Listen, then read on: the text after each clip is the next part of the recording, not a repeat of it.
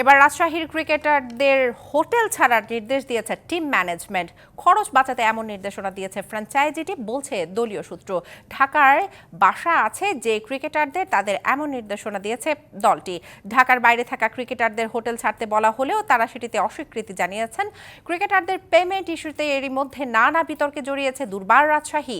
এবার সেটিকেও ছাড়িয়ে গেল তারা। রাজশাহীর পেমেন্ট ইস্যুর বিষয়টি নিয়ে আগের দিনই সমাধানের কথা বলছে বিসিবি, তবে এবার দেখা মিলল সেটার উল্টো চিত্র। দলীয় সূত্র থেকে জানানো হয়েছে, খরচ কমাতে ক্রিকেটারদের এমন হোটেল ছাড়ার নির্দেশ দিয়েছে দলটি। 1 তারিখ ক্রিকেটারদের হোটেল ফেরার নির্দেশ দেওয়া হয়েছে। সংবাদ মাধ্যমে এই ঘটনা আসার পর প্রেস রিলিজ দিয়ে দলটি জানিয়েছে, ক্রিকেটারদের রিকোয়েস্টে এমন সিদ্ধান্ত নিয়েছে তারা। দর্শকের বিষয়ে আরও খবর জানতে আমরা চলে যাচ্ছি আমাদের সহকর্মী শাহান পাপনের কাছে। পাপন, খরচ কমাতে রাজশাহী ক্রিকেটারদের হোটেল ছাড়ার নির্দেশ দিয়েছে টিম ম্যানেজমেন্ট। এই বিষয়টি বিপিএল এর জন্য কতটা লজ্জাজনক? এমন ফ্র্যাঞ্চাইজিকে বিপিএল এ দল দেওয়ার যৌক্তিকতা কতটুকু আমাদের জানাবেন। আসলে এই আসরে আমরা এখনো পর্যন্ত যেটা দেখেছি যে রাজশাহী মালিক পক্ষের কথা এবং কাজের মিল না থাকার অনেক উদাহরণ আমরা দেখেছি। চট্টগ্রাম পর্বে যে কথাটা তারা দিয়েছিলেন যে আসলে চট্টগ্রাম থাকতে ক্রিকেটারদের 50% পাওনা তারা মিটিয়ে দেবেন, প্রথম 25% তারা আসলে ক্যাশে দেবেন, দ্বিতীয় 25% তারা চেকে দেবেন।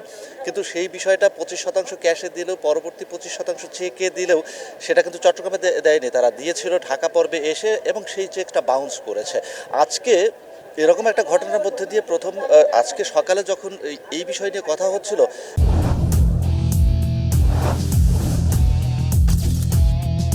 সূত্রের সাথে সেখান থেকে আমরা যেটা জানতে পারলাম যে আসলে এই ব্যাপারটা সুরাহা হয়ে গেছে, 2-1 দিনের মধ্যেই তারা আসলে সেই 25% টাকা পেয়ে যাবেন। কিন্তু সেই রেশ কাটতে না কাটতেই আরও একটা খবর আসলো। প্রথমে যেটা জানতে পারলাম যে আসলে একটা টেক্সটের মাধ্যমে সব ক্রিকেটারদেরকে, দেশি ক্রিকেটারদেরকে হোটেল ছাড়তে বলা হয়েছে এবং 1 তারিখে হোটেলে আবার ব্যাক করার কথা বলা হয়েছে। তখনই আসলে বেঁকে বসেন অনেক ক্রিকেটার, যারা আসলে ঢাকায় বাস করেন না, ঢাকার বাইরে বাস করেন, তারা আসলে কোথায় থাকবে।